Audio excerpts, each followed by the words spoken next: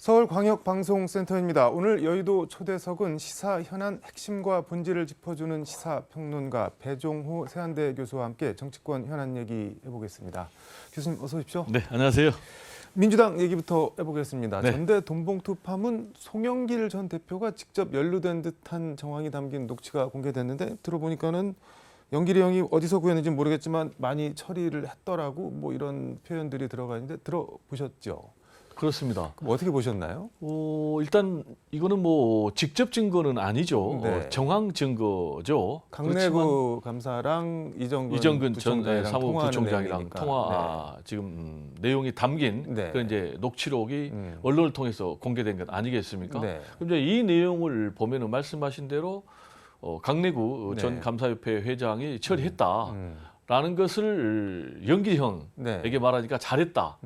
라는 그런 부분하고 또 네. 영길이 형도 어디서 많이 구했는지 모르지만 처리했더라라는 것. 그럼 이제 네. 최소한 알았다라는 네. 것 하나 하고 직접적으로 이 돈봉투 사건에 개입을 했다라는 이제 두 가지가 있단 말이에요. 네. 그렇게 되면 이제 송영길 전 대표가 이번 사태의 최종 배우자라는 것을 이제 부인하기 어려운 상황이니까 검찰 수사는 네. 지금도 그렇게 하고 있지만은 송영길 전 대표를 네. 향해서 네. 더 성큼성큼 다가갈 수밖에 없겠고. 이게 JTBC 단독 보도인데 민주당에서는 검찰에서 흘려준 거 아니냐 그랬더니 검찰이 그거 우리가 갖고 있는 거 아니다라고 했는데 JTBC는 어디서 이걸 구했을까요? 근데 뭐 이거는 이제 어디서 네. 구입했느냐가 중요한 본질은 아니고 그렇죠. 예, 예. 그런 사건이 있었느냐 없었느냐인데 관계자들의 이런 대화 내용이 담긴 녹취록, 녹음 네. 파일이 발견됐기 때문에 여기에 대해서는 송영길 전 대표가 뭔가 해답을 좀 내놔야 될 그런 부분이 아닌가 생각이 됩니다. 근데 송영길 대표 지금 파리에 있는데 뭐 난 잘 모르는 일이다 이렇게 부인하는 취지로 있고 22일 날 현지에서 기자회견 연다고 하는데 그렇습니다. 그러면은 이재명 대표 조기 귀국 요거 사실상 거부한 거 아닌가요? 뭐 들어올 거면 들어와서 얘기를 했지 거기서 기자회견을 별도로 할 일은 없을 것 같은데. 근데 그렇게 이제 해석이 가능할 것 같아요. 네. 이재명 대표는 이제 송영길 전 대표 귀국해 네. 달라 조기에 당초 일정대로라면 이제 7월로 귀국 네. 일정이 돼 있지만 그런데 네. 22일 날 파리에서 기자회견을 한다는 거 아니겠습니까? 네. 만약에 말씀하신 대로 조기에 귀국할 의사가 있다면 한국에 들어와서 기자회견을 하겠죠. 그쵸. 근데 현지 파리에서 기자회견을 하겠다는 것은 당분간 들어올 의사가 없어 보이는 것 아닌가 이렇게 해석이 됩니다. 간 보고 있는 건가요? 왜 거기서 이렇게 제일 급한 게 어쨌든 들어와서 해명이든 정리든 해야 될 것 같은데 왜 안 들어오고 있을까요? 뭐 제가 볼 때는 일단 네. 좀 소나기는 피하고 가자라는 그런 계산이 아닌가. 네. 지금 뭐 온통 언론의 초점이 여기에 맞춰져 있지 않습니까? 그리고 네. 이제 들어온다면 곧바로 검찰의 수사를 받아야 되는 그런 상황이기 때문에 네. 전국의 좀 추이라든지 검찰 수사 이런 걸 좀 전반적으로 지켜본 다음에 본인이 판단하겠다라는 것으로 보여져요. 그렇지만은 제1야당의 전 대표, 그러니까 당시에 송영길 대표 시절에는 이제 집권당이었겠죠. 네. 그러면 집권당 대표로서의 처신이 이게 과연 바람직한가라는 이제 그런 좀 의문이 들고요. 두 번째로는 과연 본인이 네. 현지에 계속 머무를 수 있는지 그것도 좀 의문이에요. 그 이유는 이제 첫 번째로 이재명 대표 같은 경우 네. 공식적으로 조기 귀국을 요청을 했지 않습니까? 네. 근데 지금 초선 의원들 모임 이제 더민초에서는 조기 귀국해라. 라고 이제 성명서까지 발표했고 네. 또 당내 최대 모임인 더 좋은 미래에서도 지금 네. 빨리 조기에 귀국해서 뭔가 좀 진상 규명에 협조를 해라라고 요구하고 있는 이런 상황이기 때문에 네. 본인이 계속 귀국하지 않을 경우에는 굉장히 추한 모습의 상황이 벌어지지 않을까. 그래서 이렇게 말씀하신 대로 피할 수 있는 소나기가 아닌 것 같은데 예전에 그 대표 시절에 LH 사태 부동산 투기 뭐 이런 거 논란 났을 때 뭐 약간 문제가 되는 의원들 우상호 의원 포함해 갖고 출당해서 탈당해서 나가서 정리하고 들어와라라고 해서 그때 엄청 세게 반발을 했는데도 어쨌든 나가서 해명을 하고 돌아왔는데 지금 탈당 뭐 출당 이런 얘기가 지금 나오고 있는데 어떻게 해야 된다고 보시나요? 말씀하신 대로 그때 당시에 이제 우상호 의원 같은 경우는 나는 억울하다. 농지법 때 뭐 투기 의혹을 네. 받았는데 사실상 나중에 이제 법적으로 다 깨끗하게 해명이 됐어요. 네. 그래서 제가 볼 때는 이제 본인이 12명에 대해서 탈당 권유를 한 그런 전력도 있기 때문에 네. 당당하게 본인이 들어와서 해명하는 것이 바람직한 처사가 아닌가. 지금 이제 특히 이 민주당 같은 경우 위기의 상황 아니겠습니까? 네.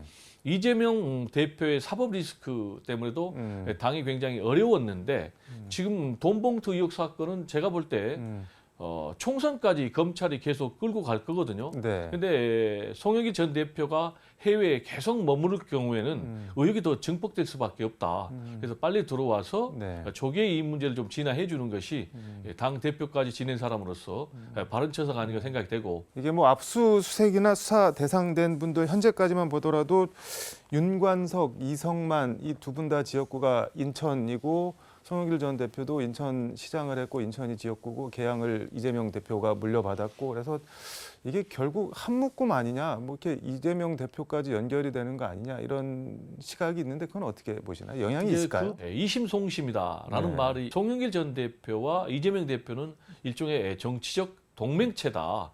아시겠지만은 지난번에 인천 계양을 네. 보궐선거를 통해서 결국 이제 지역구를 물려받은 그런 네. 모양새가. 경우가 있었고 네. 또 하나는 또 송영길 전 대표가 서울시장 후보로 출마를 했지 않습니까? 네. 이 경우에도 이제 두 사람이 서로 정치적으로 주고받기를 했다라는 이제 그런 의혹이 있기 때문에 송영길 전 대표가 국내에 네. 이재명 대표의 요청에 따라서 조기에 들어와서 이 문제를 확실하게 정리를 해주지 않는다면 이재명 대표의 리더십에도 상당히 큰 짐이 될 가능성이 있기 때문에 그렇게 되면은 총선의 대형 악재가 되기 때문에 이 부분은 송영길 전 대표가 들어와서 확실하게 고리를 좀 끊어줄 필요가 있다라는 얘기 좀 드리고 싶습니다. 송영길 전 대표가 들어온다고 정리가 될 것인가 하는 의문이 하나가 있고 그 경우에 이재명 대표 간판으로 총선을 치르는 게 가능할 것인가 뭐 이런 생각도 살짝 드는데 어떻게 보시나요? 네, 이 부분이 송영길 전 네. 대표가 당대표 경선에 네. 출마했을 때 벌어진 의혹 아니겠습니까? 이건 이제 이재명 대표의 대통령 후보 경선에 의혹하고는 전혀 상관이 없는 문제이기 때문에 네. 지금 그리고 이제 돈봉투 문제도 송영길 전 대표의 측근들 윤관석, 뭐 이성만 그리고 또 뭐 강내구 네. 그리고 이정근 이런 사람들이 지금 돈봉투를 돌렸다는 의혹 아니겠습니까? 이 문제는 뭐 이재명 대표의 돈봉투 의혹하고는 전혀 상관이 없는 것이기 때문에 이 부분에 대해서도 정리가 된다면 여기에 대해서도 이재명 대표하고는 연관이 없다라는 부분도 검찰 수사를 결과를 통해서 네. 검찰 수사를 통해서 좀 종지부를 찍어줘야 될 필요가 있지 않나라는 생각이 좀 듭니다. 알겠습니다. 이건 추이를 좀 지켜봐야 될 것 같고 윤석열 대통령이 어제 국무회의 전에 모두 발언에서 노동시간 유형화 관련해서 여론조사 지금 여론 추이를 보고 있다라고 하면서 여론조사가 과학적이고 공정하지 않으면 국민을 속이는 것이다 뭐 이렇게 얘기를 했는데 그 민주당에서는 지지율 뭐 20% 나오고 그러니까 여론조사 자체를 불신하는 거 아니냐 뭐 모래 속에 머리를 박고 있는 타조 같다 막 이런 원색적인 지적까지 비판까지 나왔는데 대통령 발언 어떻게 보셨나요? 저는 좀 안타까운 게요. 네. 여론조사를 불신한다고 해서 현실이 바뀌는 건 아니에요. 국민 여론이 바뀌는 건 아니에요. 전체적으로 전반적으로 여론조사 추세를 보면은 네. 윤석열 대통령의 국정 지지율 하락세는 틀림없어요. 그러면 네. 왜 이렇게 하락하고 있는가라는 것과 관련해서는 국정 운영을 잘 못하니까 대표적으로 잘못한 게 뭐냐? 네. 지금 외교에 대해서 굉장히 잘못한다.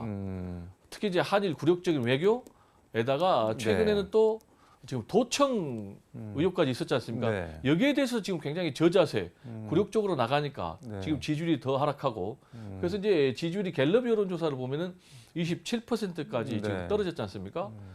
지난번에 최저가 24%인데 이런 상황으로 계속 가면 이제 최저치 기록을 갱신할 가능성도 있는데 지금 두 가지 문제 제기를 했어요. 여론조사가 과학적이냐라는 문제 제기. 네. 두 번째 공정하느냐라는 문제 제기. 이건 이제 윤석열 대통령이 했거든요. 네. 근데 여론조사가 굉장히 과학적입니다. 그러니까 굉장히 과학적이고 정확하다라는 얘기를 드리고 싶고요. 두 번째로는 네. 지금 이제 윤석열 대통령의 이런 메시지 보면 불신하고 있고 네. 혹시 뭐 문항이라든지 또는 표본이라든지 이런 부분에서 마치 조작이나 왜곡이 있었던 것처럼 의심을 네. 하는데 지금 윤석열 대통령 살아있는 정부 아니겠습니까? 이 살아있는 정권에 대해서 과연 여론조사 기관이 왜곡 조사할까요? 조작할까요? 특히 이제 윤석열 정권 하면 이제 검찰 정권 아니겠습니까? 네. 만약에 왜곡 조작한다면 바로 압수수색 들어가겠죠. 그래서 그런 일이 근데 없을 이게 것이다. 보니까 한국갤럽이 그래도 우리나라에서 제일 오래됐고 그렇습니다. 권위 있는 여론조사인데 여기서 양국관리법 개정안에서 조사를 했는데 찬성 여론이 압도적으로 많이 나오니까 정부에서 그거 질문 문항 자체 잘못했다 이렇게 대놓고 지적을 했고 또 지지율 20%대 조사 결과 나오니까는 그 믿어야 될지 모르겠다. 뭐 대통령실에서 이런 반응들이 나오는데 이거 그러니까 원인이나 이유를 보는 게 아니라 결과를 자꾸 부정하려고 만드는 건데 이거는 어떻게 봐야 될까요? 제가 말씀드린 대로 네. 여론조사 추세가 중요하거든요. 추세는 전반적으로 굉장히 하락 네. 추세 맞아요. 그러면은 이 여론조사를 불신할 것이 아니고 네. 말씀하신 대로 이 여론조사를 수용을 하고 네. 그러면 왜 이렇게 국민적인 여론의 지지가 떨어지고 있는가라는 것을 분석을 해야 되는데요. 아까 말씀드린 대로 이제 가장 문제가 있는 것이 외교다. 네. 또 네. 두 번째로는 민생 경제에 대해서 무능하다. 역시 이제 빠지지 않고 나온 것이 소통 부족, 일방적, 독단적이거든요. 저는 이 세 가지가 다 묶여 있다고 봐요. 그래서 지금 윤석열 대통령의 국정 운영 방식이 네. 근본적으로 좀 바뀌어야 된다. 음. 어떻게 바뀌어야 되느냐? 네. 특히 제1야당하고 소통하고 특히 제1야당 대표하고 만나야 된다. 지금 집권한 지 1년 다 됐는데 안 만났지 않습니까? 네. 피의자라고 안 만나겠다. 라는 생각을 갖고 있다면은 근데 혹시 대통령이 그런 생각을 하실 수는 있지 않을까요? 지금 민주당이랑 이재명 대표가 어떻게 보면 수렁에 빠져 있는데 이렇게 영수회담하고 만나주고 그러면은 그 건져주는 거 아닌가 뭐 이렇게 생각을 하고 그냥 거기서 더 계속 허우적거리고 있어라 뭐 이런 생각도 혹시 하실지 않을까요? 그건 이제 너무나 단견이죠. 네. 지금 이제 여론조사가 계속해서 하락될 수밖에 없는 구조적인 이유가 있어요. 그 구조적인 이유는 네. 여소야대 지금 정부가 아닙니까? 야당하고 싸워서는 네. 이길 수가 없는 거예요. 왜냐? 여소야대니까. 그럼 어떻게 해야 되느냐? 네. 대화를 통해서 협치를 통해서 개혁 입법을 통과해야만이 윤석열 대통령은 성과를 낼 수가 있는 거예요. 윤석열 대통령의 3대 개혁이 뭡니까? 연금, 노동, 교육 아니겠습니까? 네. 이게 야당의 협조 없이 제1야당의 협조 없이 거대 야당 169석 국회에서 입법할 수가 없는 거잖아요. 근데 말씀하신 대로 하면은 뭐 여야 국가 전체적으로 서로 윈윈 하는데 그렇죠. 대통령실 그 스탠스를 보면은 내년 총선까지는 그냥 이대로 가고 총선에서 우리가 과반을 해서 뭐 어떻게 해보겠다 이런 거 같은데요. 네, 그 계산이 잘못됐다는 거죠. 지금 여론조사 추세를 보면은 중도 외연 또 심지어 10대, 심지어는 그러다 보니까 TK, 네. PK에서도 이탈하고 있거든요. 지금 10대, 20대, 30대, 40대에서도 윤석열 대통령의 국정 지지율이 10%대밖에 안 나옵니다. 네. 그리고 특히 문제는 중도에서도 10%밖에 안 나오거든요. 네. 그러면 총선 필패죠. 문제는 총선 필패하면 어떤 일이 벌어집니까? 또 여소야대가 되는 거예요. 그러면 윤석열 대통령은 완전 식물 대통령이 되는 거예요. 그래서 빨리 이재명 대표 만나고 네. 협치, 정치를 좀 정상적으로 복원해야 된다라는 얘기를 꼭 강조를 하고 싶습니다. 용산 대통령실에서 배 교수님 의견을 들어줄까요? 대통령께서 좀 이 방송 꼭 네. 지금 보고 계시면 좋겠습니다. 알겠습니다. 아까 외교 얘기 잠깐 했는데 이제 다음 주에 윤 대통령 미국 국빈 방문 가는데 미국 정부가 어제 IRA 네. 인플레이션 감축법 관련해서 현대기아차 전기차 보조금에서 보조금 뭐 제외됐죠. 완전 제외 삭감됐다고 하는데 이건 뭐 어떤 내용인 건가요? 그러니까 이제 말씀하신 대로 IRA 네. 간축법 관련해서 세부 규정 발표하고 대상 업체를 네. 이제 22개 업체를 발표를 했어요. 그래서 전기차 업체 16개 그리고 플러그인 하이브리드 차 6개 가지고 네. 22개가 나왔는데 이 22개 차가 네. 모두 다 미국 차입니다. 그러니까 한국의 뭐 현대차, 기아차 네. 다 제외가 됐고요. 그리고 이제 다른 해외 네. 자동차도 다 제외가 됐습니다.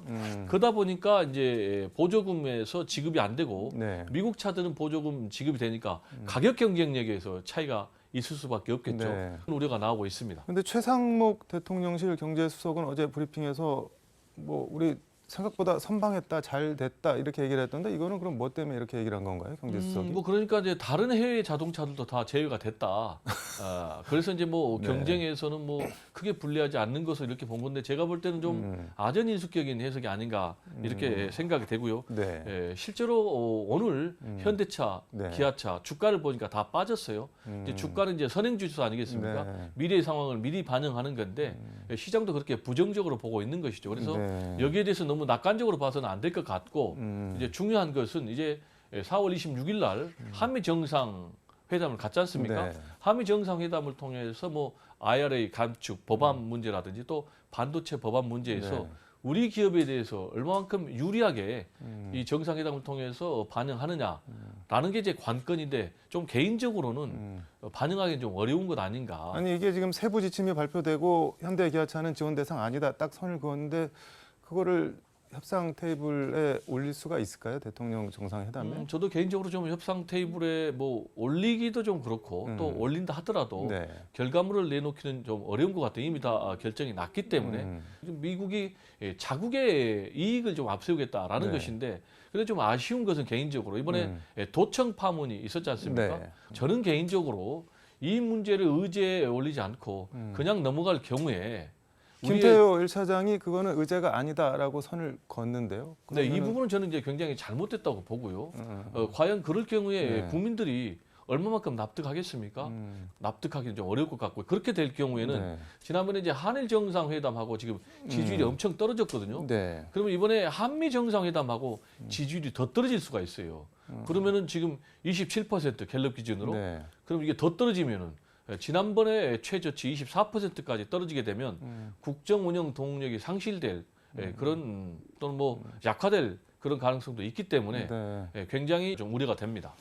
근데 이게 도청은 우리가 가서 큰 소리 칠 수 있는 그렇죠. 소재고 이 IRA 같은 경우는 우리가 당장 얻어와야 되는 건데 그렇죠. 그것도 뭐 빠지고 그런데 거기다가 우크라이나 포탄 지원 이거는 우리가 절대 해주면 안 되는 것 같은데 러시아나 중국 뭐 이런 거 생각을 하면 근데 오늘 윤석열 대통령이 어딘가 로이터 인터뷰 기사가 나왔는데 우크라이나에 포탄이나 무기 같은 거 지원할 수 있다는 취지로 지금 말씀을 하신 것 같네요. 보니까는. 근데 말씀하신 대로 이제 이 로이터 통신 인터뷰를 보니까 네. 민간인에 대한 대규모 공격, 학살 또는 심각한 전쟁법 위반 네. 이런 경우에는 인도주의적인 또는 재정적인 지원만 주장하는 것이 어려워질 수 있다라고 했거든요. 이건 좀 풀어서 해석하면 인도적 지원, 재정적 지원 내외에 네. 플러스 알파의 지원도 할 수 있다라는 것인데 그러면 제3의 지원이라는 결국 이제 무기 살상 무기 네. 지원이거든요.